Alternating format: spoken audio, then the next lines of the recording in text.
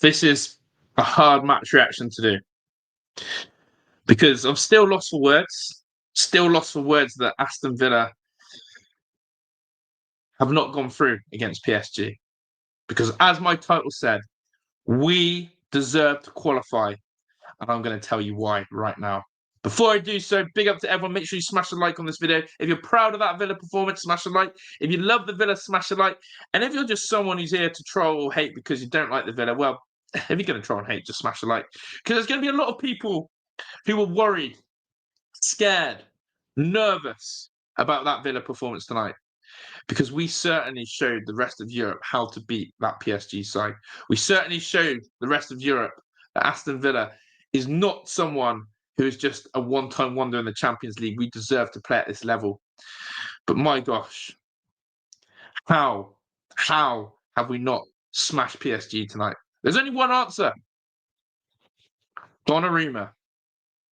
He haunted England in the Euro finals when Italy won it, and he's done it again at Villa Park tonight. This guy is a monster. This guy's a machine. The saves he made against Marcus Rashford and Marco Asensio, absolutely world-class saves. Even that Yuri Tillemans header, because he could have palmed that into the path of John McGinn.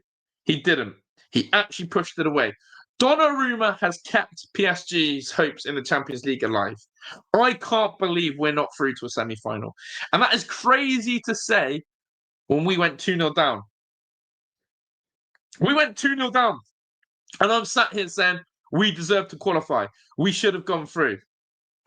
The game plan was there from the start. Go get that early goal. And my gosh, that game plan didn't work. We absolutely ballsed up the game plan. We were going for that full press. The midfield was getting into those 50-50s, turning over the ball high. We were playing the ball for it, but we couldn't quite find that final third pass. And the Villa Park crowd were excited. We had those back-to-back corners. The crowd was electric. Then we get hit by that sucker goal. That sucker goal. Marcus Rashford's heavy touch, punished for it.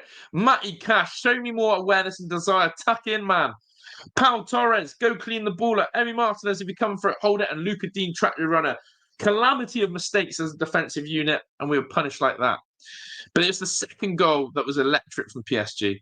Onana has it in their box, trips over the ball. Next thing you know, they're a 4-on-2 attack against us. It's absolutely electric and in the back of our net. And everyone thought, it's done. It's done. The amount of people on my watch along said, it's done. And I'm sat there going, they're probably right, it's done. But we've got to believe. Next goal could be vital. If we get the next goal, who knows? Been a fortune for our goal of Yuri Tillemans, but there was a belief in those players. And the one thing I can sit here and say is I'm so proud of the performance, the energy levels, the commitment that every Aston Villa player showed. Rashford had a really poor 30 minutes, but they came alive after. His second half as well was excellent. You know, players like Morgan Rogers had a lot of responsibility, had to shoulder it, done well. But for me, the two players who are outstanding tonight, outstanding, best games I've seen them play for Villa ever, John McGinn and Matty Cash. John McGinn, if he wasn't on a yellow card, would have played through that game. He was the enigma. That second goal was a worldie. It was superb. It was everything we needed. And do you know what? I'm so proud of that captain's performance from McGinn. He stood up and took account today. Matty Cash has pocketed Kvaratskhelia, or whatever his name is. Empty your pockets, Matty Cash, because you've pocketed one of the best wingers in Europe. You were outstanding. And it does get me to wonder, what if Unai Emery kept Matty Cash on a little bit longer at the Parc des Princes? What if? And there's a lot of what ifs, because the biggest what ifs are, what if Asensio buried his chance? What if Donnarumma didn't have such a good save on Rashford's shot where he cut inside? But the one that is going to haunt every Villa player, every spectator, and Unai Emery and Aston McPhee, is that Ezri Konsa header. Ezri Konsa to this day will know. He will know. He scored a harder chance than the header that he missed. It's a pinpoint cross from Rashford. It's flashed across. All Ezri Konsa has to do is connect with it, and it's a free header, and he closes his eyes and misses the ball. Still, right now, I've got my hands on my head thinking about it. That Esri Konsa header was brutal and was the defining moment. And I sort of sat there and thought, that was the one. That was the one. That was the defining one. And so ultimately for me, when we pause, we reflect, the chances that Villa created were massive. When I think about them, yeah, they had that one with Doué and Emi Martinez. I think maybe Dembele had one, but overall, I can't think of too many PSG chances in that second half. I can't think of Emi Martinez having to pull off the saves that Donnarumma did. So when I'm sat here talking about the opposition goalkeeper and the level of his performance, I know Villa have had a good night. But ultimately, the haters, the doubters will sit here and say, you didn't do enough. You didn't do enough to qualify.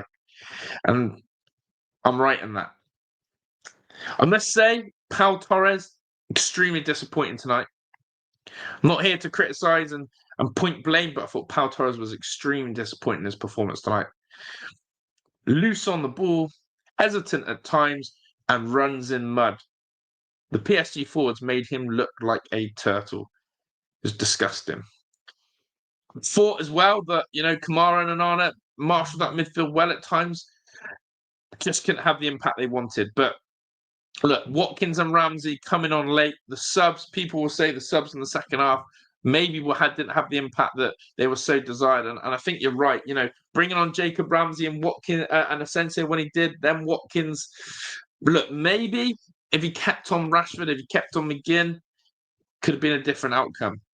But we know that Unai Emery's subs have absolutely saved Villa in the past. And I'm just watching again that second goal on TV.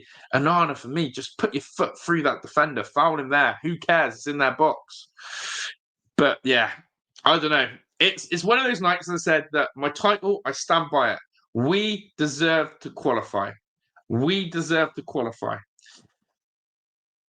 It sucks that we haven't, because we would have given Arsenal a hell of a semi-final.